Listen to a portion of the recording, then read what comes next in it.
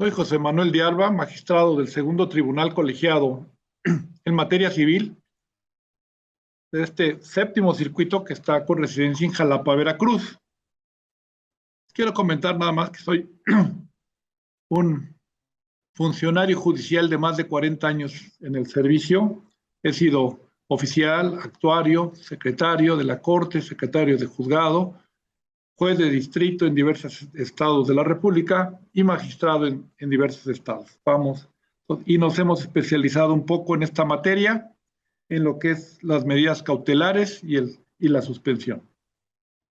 Y sobre ese tema vamos a enfocar nuestro estudio para entenderlos y podernos manejar precisamente en la materia mercantil, civil, en actos dentro del juicio y fuera de juicio. Creo que lo primero que tenemos que hacer es entender qué son las medidas cautelares, para que de ahí podamos analizarlos. En primer lugar, ¿qué son? ¿Cuál es su naturaleza? ¿Cuál es su fundamento constitucional? ¿Cuáles son sus requisitos? ¿Cuáles son sus características? Una vez que tengamos esto en conjunto, podremos precisamente abordar los diferentes tipos de juicio de amparo que tenemos, porque el juicio de amparo no es uno solo, son varios instrumentos procesales. Entonces, de ahí vamos a partir. En primer lugar, vamos a entrar a ver qué son las medidas cautelares.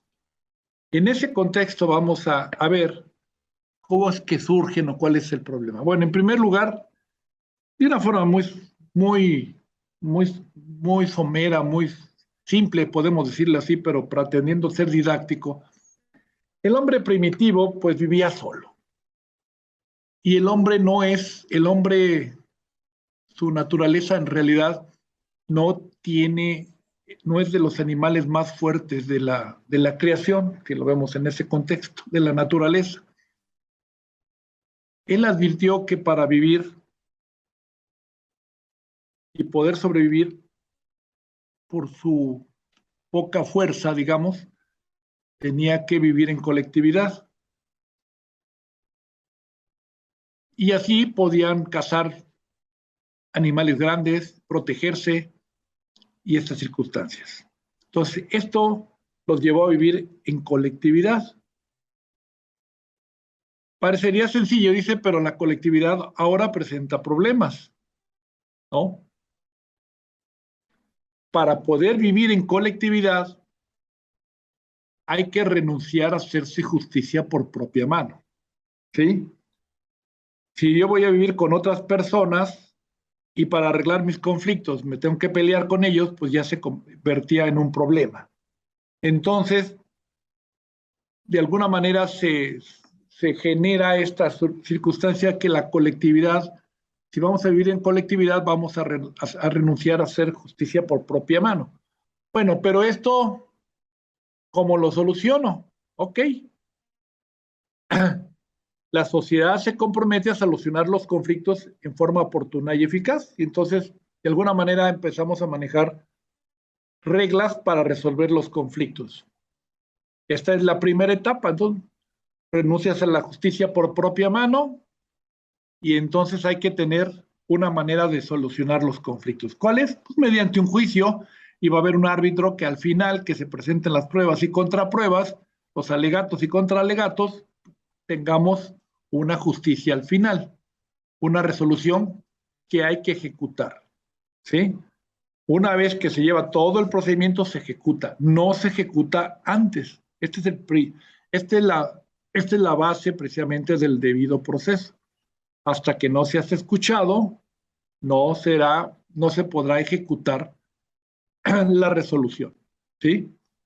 Una resolución solamente se ejecuta cuando causa precisamente causa estado y ya es ejecutable. Entonces, como lo señalaba, la sociedad se compromete a que nadie puede ser privado de sus derechos si no es mediante un juicio previo. Si no hay juicio, no puedo ejecutar.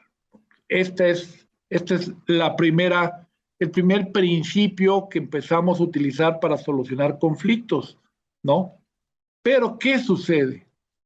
Los juicios son lentos, ¿sí? El debido proceso legal se lleva un buen tramo de tiempo. en lo que demandas, contrademandas, y luego vienen recursos, contrarrecursos, nulidades, incidentes dentro del juicio, que empieza a alargarse el debido proceso. Es largo, su naturaleza es larga. Esto no es problema si el juicio, si el bien que se está litigando no es perecedero, ¿sí? Si no se puede, si puede llegar hasta el final del juicio. No tengo ningún problema. Pero el problema es quién se beneficia y quién sale perjudicado de este proceso. Si yo les pregunto y les hago esta pregunta, es decir, ¿quién se beneficia en un procedimiento? ¿El que ataca o el que defiende? Y si el que se está defendiendo tiene el bien a su favor, puede alargar el juicio. ¿Qué le importa que el juicio se vaya largo? ¿Qué le importa que haya recursos? O sea, esto no perjudica al que está defendiéndose, al demandado. Al que está perjudicando es al actor, al que incita la acción. Y entonces esta persona dice, pues creo que de seguir todo el juicio y esperar hasta 4 o 5 años a ver si me resuelven, pues a lo mejor regreso a hacerme justicia por propia mano. Tiene que haber una solución, ¿sí? ¿Cómo se soluciona el problema? ¿Dónde está el problema? ¿Dónde está el punto? ¿Sí? Pues son las medidas cautelares. Las medidas cautelares surgen precisamente como un paliativo entre el debido proceso y la tutela judicial efectiva, ¿sí? Estos dos están en juego. Entonces, como les digo, la naturaleza de las medidas cautelares nos señalan que es un lugar común ubicar las medidas cautelares como el derecho fundamental a la tutela judicial efectiva.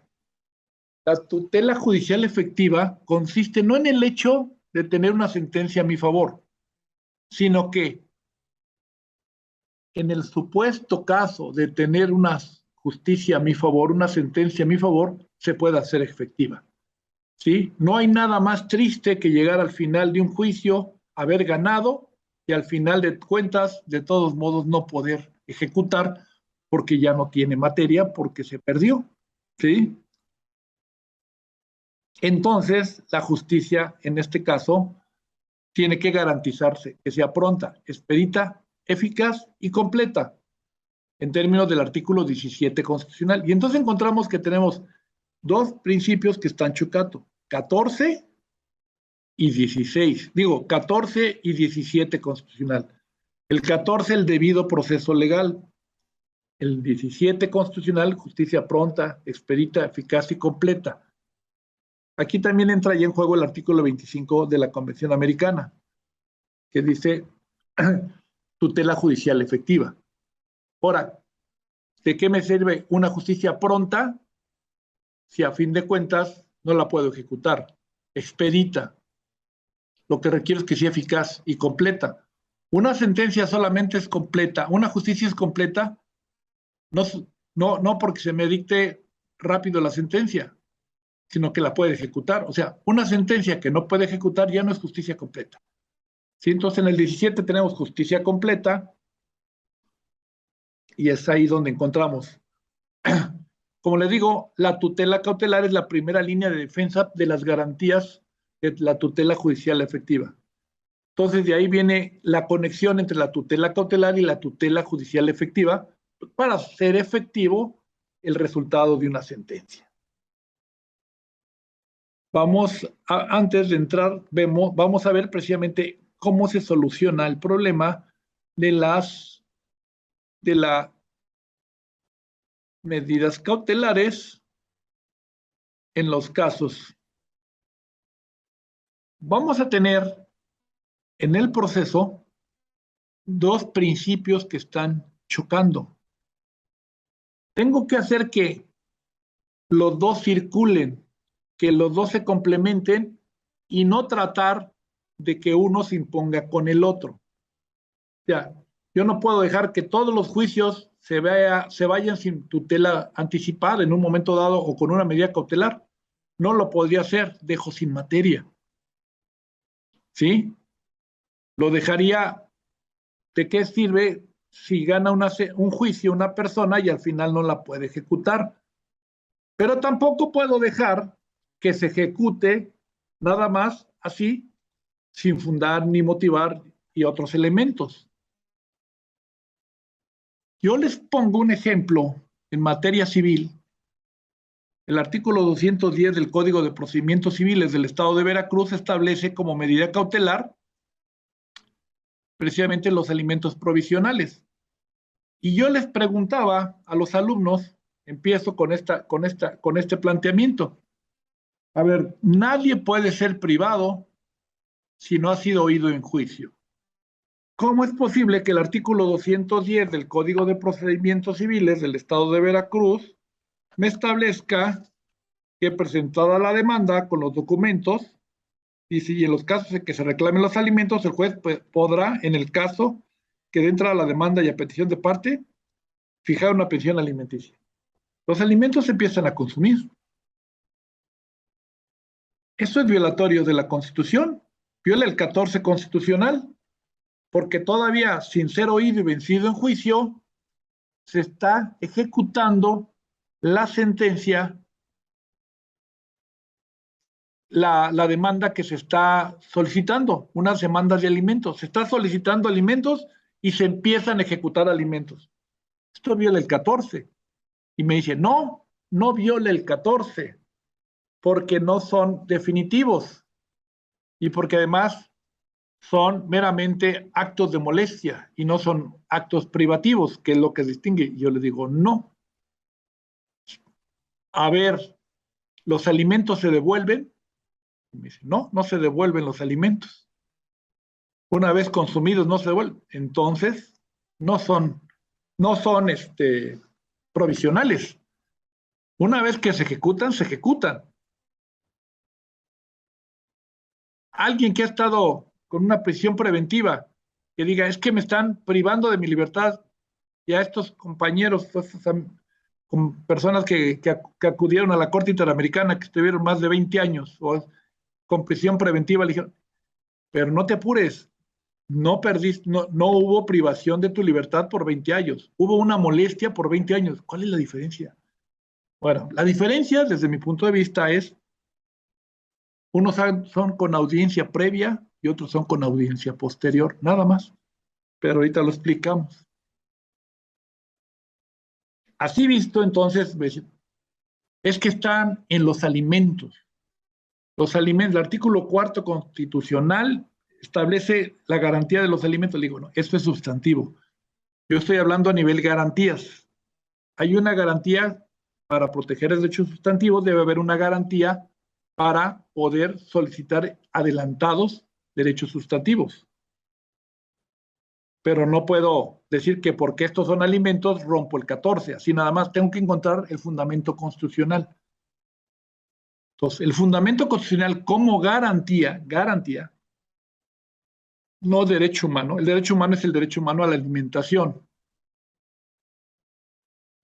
Pero, ¿cuál es la garantía que tiene el actor para poderlos ejecutar desde el inicio?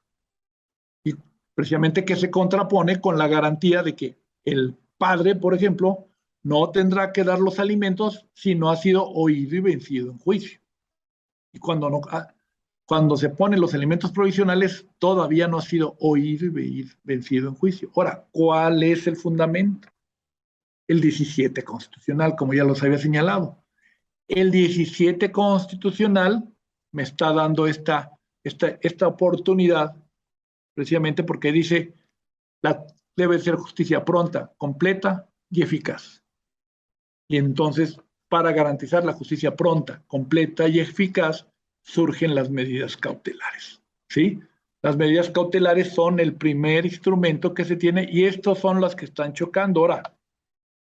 Y de ahí viene ahora la problemática. Tengo dos derechos que no puedo hacer que uno desplace al otro, sino que voy a tratar que transiten los dos, que no choquen, ¿sí?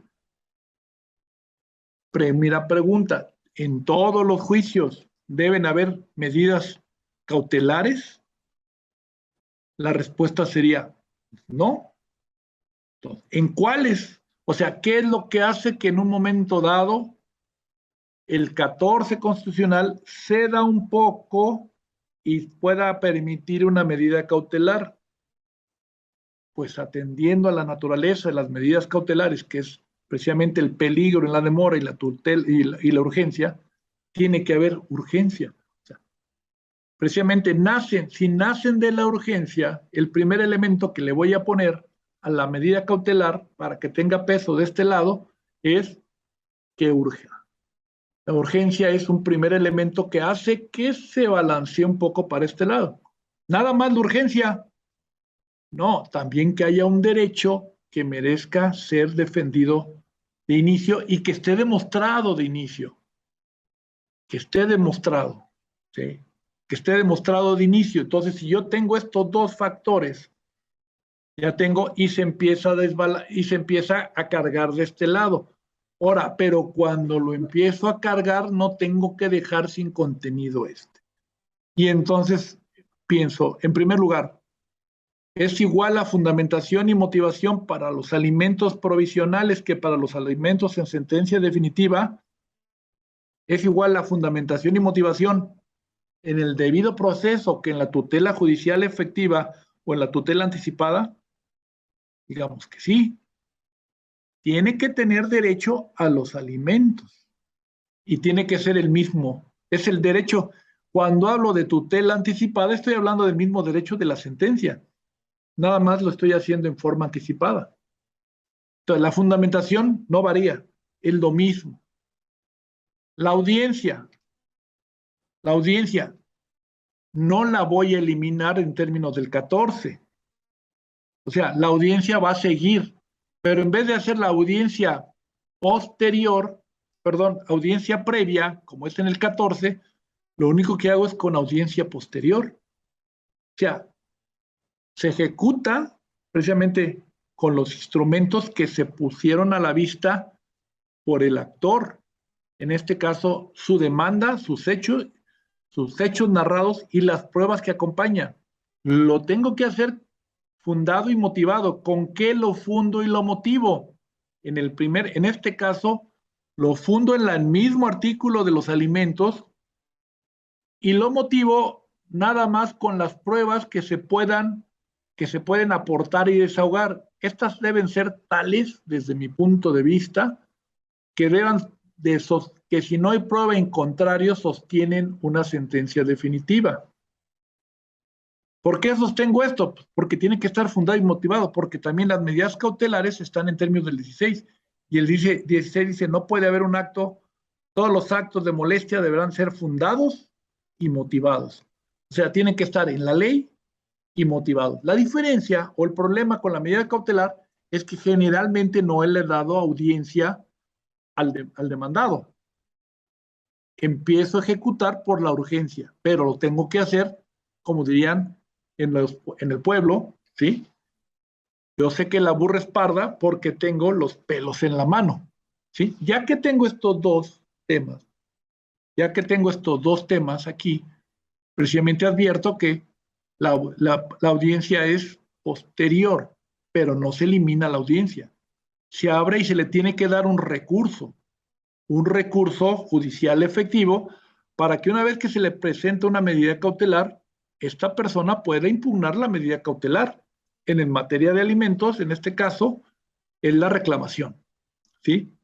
En ese contexto es como tenemos estas dos figuras. O sea, vean, no quitamos contenido, sigue estando, deben de presentarse, debe de haber audiencia, nomás se mueve la audiencia. Debe de haber fundamento, igual de sólido, y deben de haber pruebas. ¿Cuáles pruebas? Las que se desahogan en un procedimiento sumario de este corte, ¿sí? Generalmente, precisamente documentales que acrediten que hay un derecho que se pueda ejecutar. Ya en ese contexto, entonces tenemos el peligro en la demanda, como ya lo habíamos señalado, es un factor que establece y que nos ayuda precisamente a hacer ese balance, ¿sí? Constituye en esencia uno de los elementos que justifican razonablemente el otorgamiento de medida cautelar, ya que en muchos casos de no tomarse el juicio puede quedar sin materia, siendo inútil haberse ido a juicio y conseguir una sentencia favorable. Y ahí tenemos muchos autores que hablan al respecto. Pero la medida cautelar tiene sentido si hay un derecho que necesita protección provisional y urgente. ¿Sí? Entonces, estos dos elementos son indispensables. Y es muy importante que después lo podamos ya ver en el amparo. A veces están pensando en la suspensión provisional y están pensando en el orden público e intersocial, cuando lo primero que tienen que estar viendo es si es urgente. El artículo 139 de la Ley de Amparo dice en los casos en que pueda quedar sin materia de ejecutarse el acto reclamado. Estamos hablando de urgencia, de un acto inminente que de no ser resuelto en ese momento no llegue ni a la suspensión definitiva, ni siquiera al juicio. Entonces, estas son. El otro tema es la apariencia del buen derecho. Que aquí ha habido una confusión porque piensan que apariencia es asomarse a lo que tienen. Pero todos esos estos tienen que darles un acto conforme al 16, fundado y motivado. ¿Sí? No con una evidencia que puede ser y que en el transcurso del juicio se va a acreditar. No. Es en ese momento porque van a estar ejecutando una sentencia. Esa es la regla general, la apariencia. Entonces, el peligro en la demora no es un elemento que por sí solo haga razonable. Como le digo, se necesita que haya urgencia y luego también apariencia. ¿Sí? Acá entonces, estos son los primeros elementos que tenemos que ver. Ahora, ¿cuáles son las características que tienen las medidas cautelares? Las medidas cautelares son instrumentales, son instrumentos procesales para hacer efectivo un derecho. ¿Cuál derecho? El poder ejecutar una sentencia. O sea, es instrumental porque no tiene como finalidad el solo hecho de la medida como tal, que se dicte en el juicio y que ahí se acabe. No, tiene como objeto que se pueda llegar a dictar la sentencia. Es un instrumento para hacer efectiva la sentencia que se llegue a dictar y que no quede sin materia. Es instrumento, ¿sí? Como es en ese contexto. O sea, cuida la medida cautelar sigue la suerte de la pretensión principal desde el principio hasta el final. ¿Sí? Es meramente un instrumento. No es la finalidad. A ustedes se les rompe una pata de un mueble y pueden, no tienen con qué componerla o en lo que se compone, ustedes, o vamos, miren, más fácil, una llanta. Se les revienta una llanta y tienen trae la refacción más chiquita. Esa es provisional.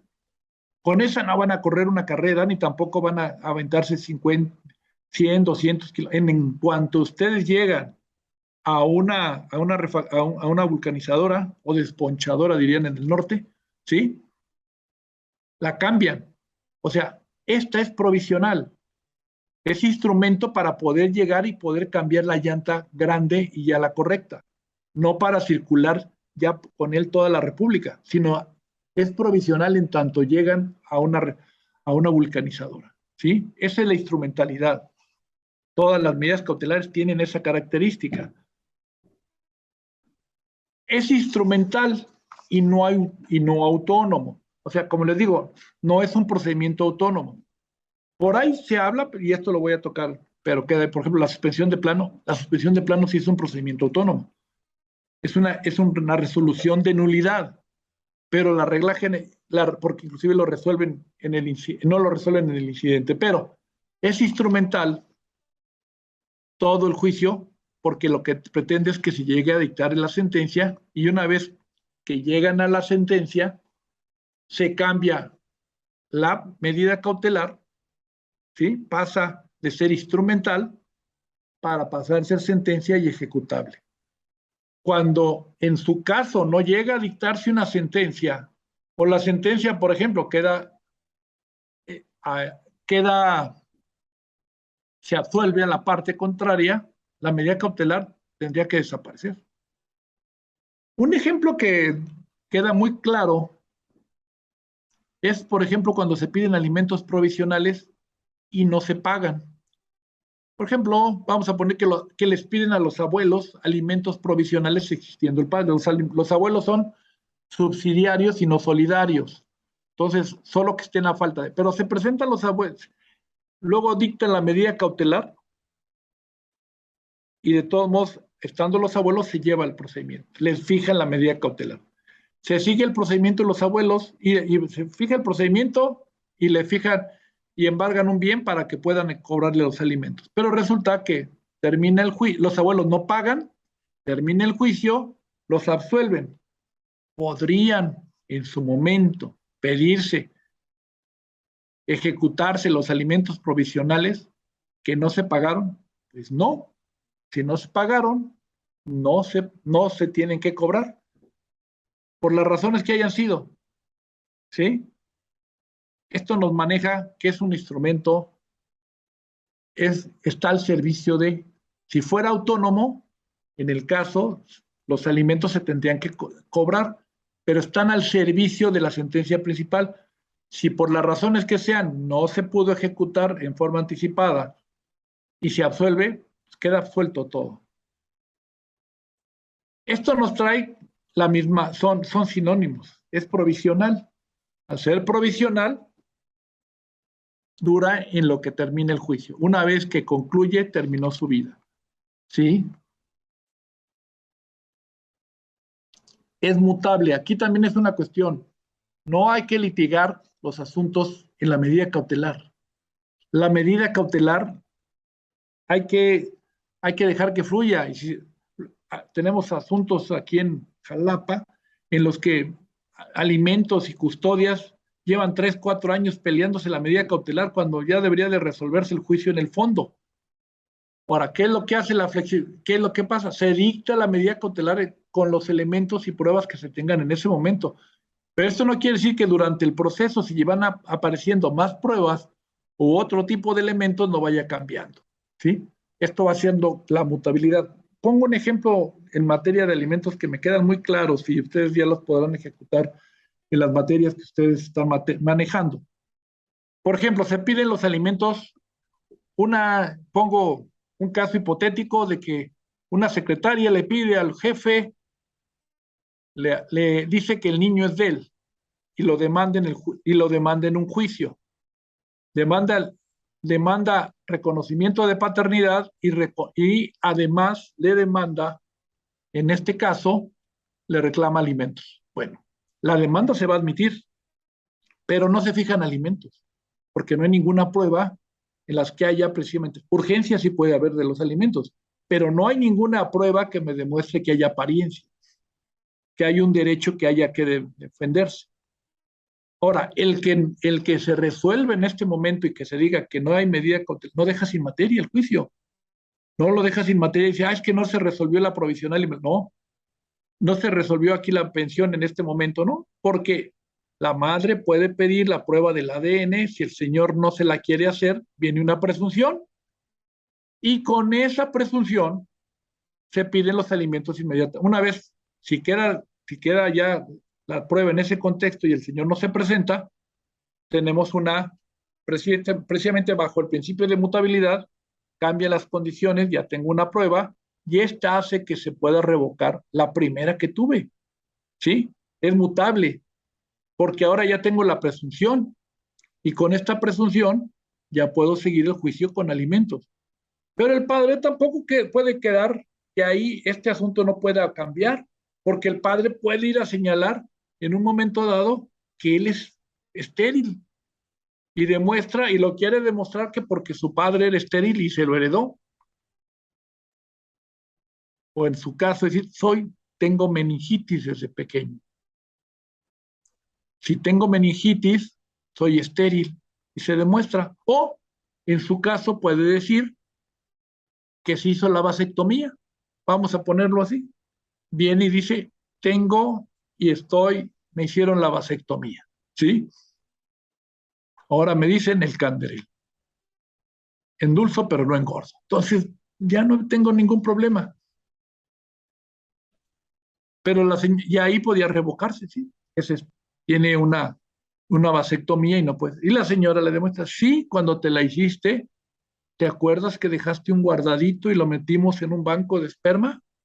Pues ya hice uso de él y si existe y aquí tengo. ¿Cómo puede ir mutando en el transcurso del juicio por diferentes pruebas que se puedan ir recibiendo? Esa es la mutabilidad, ¿sí?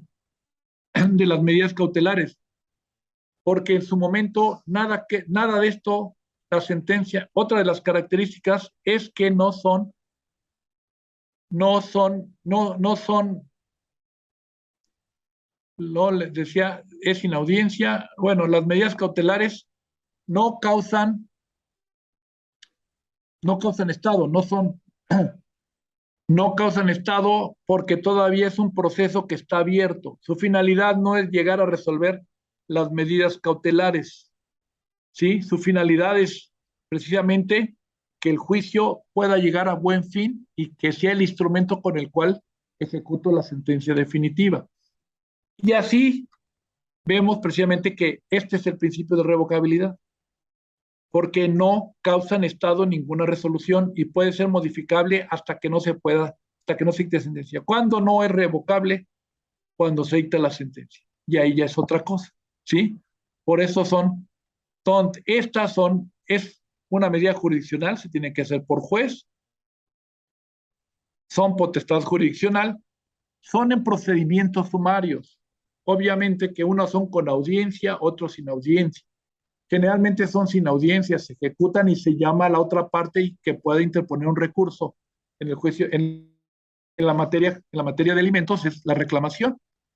Estas serían las características, ¿no? Como le digo, la inaudiencia es otra de las características, pero no es siempre así. La inaudiencia es siempre que haya urgencia, pero por ejemplo, la suspensión en el juicio de amparo hay una parte con audiencia y sin audiencia. La provisional es sin audiencia. La definitiva es con audiencia. Le llamamos a la autoridad responsable para que rinda, pero en un periodo corto y no aceptamos pruebas que no sean de fácil desahogo, ¿sí? Entonces, ahora, ¿cuántos efectos de las medidas cautelares tenemos? Tenemos conservativos, innovativos, y actualmente podemos hablar de tutela judicial, de tutela anticipada, ¿sí? Los conservativos nada más no tenemos mucha problemática, es conservar la materia del juicio. Generalmente son medidas de instrucción anticipada, por ejemplo, estoy hablando de la medida de la pensión provisional alimenticia, en este caso la prueba del ADN puede pedirse antes en un juicio como jurisdicción voluntaria y ya llegar con una prueba anticipada para con eso empezar a ejecutar una medida cautelar en un juicio de alimentos y reconocimiento de paternidad, ¿sí? También puedo pedir en un momento dado un embargo. No me van a dar el embargo, nomás voy a asegurar que la otra parte no lo tenga con qué pagar al final. Puede hacer uso de todo el procedimiento, de todo del elemento. Nomás le voy a poner una nota que si llego a ganar el juicio y quien lo llegue a comprar, me voy a cobrar con eso. Si no, no pasó nada, pero es una medida cautelar muy light, podemos decir. Pero también tenemos las de la tutela, ya lo que son los efectos, o sea, aquí lo que les comento es lo que estoy buscando en una medida cautelar que facilitan el resultado de un práctico de una futura ejecución. ¿Sí? Cuando yo embargo, estoy asegurando precisamente una futura ejecución, no lo estoy ejecutando de anticipadamente. ¿Sí? Cuando yo hago una custodia o algo que se quede ahí, no lo estoy disfrutando. Lo que estoy haciendo es que quede asegurado para una futura ejecución. Tenemos los efectos innovativos, satisfactivos, que les llaman también. O sea, aquellos que se empiezan a manejar dentro de la medida cautelar, que empiezan a ejecutarse. Los alimentos es el clásico ejemplo de tutela anticipada, innovativa. Demando alimentos y empiezo a pedir la ejecución de los alimentos provisionales mes a mes. ¿Sí? Estos ya tienen un rango más elevado que los conservativos. Afectan ya directamente el derecho humano, muy, muy completo, digamos, muy total. Cuando estoy hablando además de conservativos, el tener embargado un bien nada más es muy limitada. No me quita el derecho de uso, goce, ni del disfrute, si puede decir en términos generales, pero si tiene una marquita, lo puedo hacer todo eso, que lo puedo usar, vender y todo esto, con la condición de que está anotado. No estoy ejecutando, o sea, el grado, el grado es, el grado de afectación al derecho anticipado es muy bajo. En los innovativos sí estoy ya con grados altos con alto grado de ejecución y en muchos casos de que se empieza a consumir y no se regresa, ¿no? Como les digo, los alimentos. Y muchos casos son así. En estos innovativos es donde tiene más importancia la urgencia y la apariencia. Generalmente estos innovativos siempre están cargados de urgencia o peligro en la demora. Vuelvo a poner el ejemplo de los alimentos. Están cargados de este contenido. Por eso aquí la apariencia es con si voy a empezar a ejecutar, lo estoy haciendo en términos del 16 constitucional y debe ser un acto fundado y motivado. Debe estar fundado en derecho, el derecho que se está pidiendo, que son los alimentos, y con las pruebas que hagan, que acrediten en ese momento que se tiene ese derecho y que de no ser controvertidas puedan sostener una sentencia. Estos son los efectos. Hay otra tutela de urgencia que le podemos decir que también va en ese contexto. Esta la tenemos en el artículo 120. Son esas medidas que en esencia pueden traer como consecuencia que de no resolverse el asunto, pues se caiga la barda, les tumben una obra, son los de obra peligrosa y todas esas cuestiones, ¿no? Hay urgencia en detener, se da un plazo para que las partes comparezcan, el demandado se ofrezca y pueda inclusive impugnar ahí esa medida de urgencia. Tenemos otro tipo de característica también, la tutela de prohibición, que casi no se maneja. La tutela de prohibición la encontramos precisamente se puede decir, en algunos códigos encontramos los actos prohibidos, ¿no? En materia civil dice los actos hechos al tenor de las leyes prohibitivas serán nulos en materia civil. Y en realidad no estoy hablando de un juicio ya ni de ponderación ni nada. Si el acto es nulo, si el acto está entre las prohibiciones, el acto se anula. En el juicio de amparo lo tenemos muy bien definido en el artículo 126 de la ley de amparo, ¿sí? En el cual habla contra actos prohibidos por el 22. Estos actos prohibidos por el 22 nos quedan en ese contexto, ¿sí? No estamos hablando de actos que se le pida a la autoridad si los puede ejecutar o no, o los justifique. Estamos hablando y les pedimos en ese momento en la suspensión que se cesen los efectos del acto. En términos generales, todo esto es, lo que son las medidas cautelares. Ahora, entro del juicio de amparo y me queda muy poco tiempo también para platicar con ustedes. El juicio de amparo no es un instrumento procesal homogéneo, sino heterogéneo, o sea, tiene varios géneros, no es uno. Lo que pasa es que parece que lo usamos para todo. A veces me dice, es que la gran discusión, el juicio de amparo es juicio de recurso. A veces sí y a veces no. En un juicio en el juicio de amparo nos dice el maestro Fixamudio que son varios instrumentos procesales y voy a señalar los que él señala y algunos que yo le he aumentado. Por ejemplo, dice, es un habeas corpus. Es un procedimiento mediante el cual se solicita a la autoridad responsable rinda un informe y ponga a disposición del juez al detenido para que se cumplan los términos que establece el artículo 16 constitucional en cuanto a las distensiones. Ese es uno, ¿sí? Pero ese no es un procedimiento, o sea, inclusive ese tipo de asuntos terminan en la suspensión y nadie ha dicho que ahí se queda sin materia, porque le dice el juez cuando le llama a la autoridad responsable y dice, tienes 24 horas para informarme. ¿Por qué lo tienes detenido o lo dejas en libertad? Y de las dos cuestiones que me informa, si me dice que lo tiene detenido y lo puso a disposición ya de otra autoridad, cambio de situación jurídica, y si me dice que lo puso en libertad, cesan los efectos. Esos asuntos nunca llegan al fondo y nadie me ha dicho que se quedan sin materia. Y el amparo ha sido efectivo para esos casos. Amparo contra leyes es un juicio. El amparo contra leyes es un juicio en el que no ha sido oído el gobernado, pero hay una ley que piensa que le afecta sus derechos. En esa no ha intervenido su representante, pero se emite la ley y él piensa que le viola garantías. Ahí vamos a analizar precisamente en la ley correspondiente, la vamos a analizar precisamente con el derecho humano que está alegando el quejoso. Y haremos ahí sí un juicio de ponderación entre el derecho y vamos a ver si tiene apariencia del buen derecho y de concederse la suspensión contra esa ley no afecte el orden público y el interés social. Esa sería una. Ahí sí se hace un juicio de urgencia, apariencia y orden público y interés social, ¿no? Pongamos las vacunas. En el caso de las vacunas contra los menores, a favor de los menores, se veía que el acto reclamado era discriminatorio porque había excluido del programa de vacunas a los menores de edad y no daba ninguna justificación nada más porque no los tenía contemplados en el plan de vacunación. Pues eso era discriminatorio porque estaba excluyendo a un grupo de la población sin que fuera. ¿Sí? Tenía que concederse una suspensión en ese contexto. Y ahí tendría yo que hacer, si se quiere, la valoración, y yo diría, ¿en cuánto afecta que un menor del mundo de vacunas que se tienen, que el menor se le ponga su vacuna? Se estabiliza el Sistema Nacional de Vacunación, va a dejar a los viejitos, a todos los viejitos que no, cuando ya inclusive se había hecho por etapas, se llegó a la última etapa y no se lo dieron, o sea, cuando se suponía que ya estaban vacunados todos los viejitos y todas las personas mayores.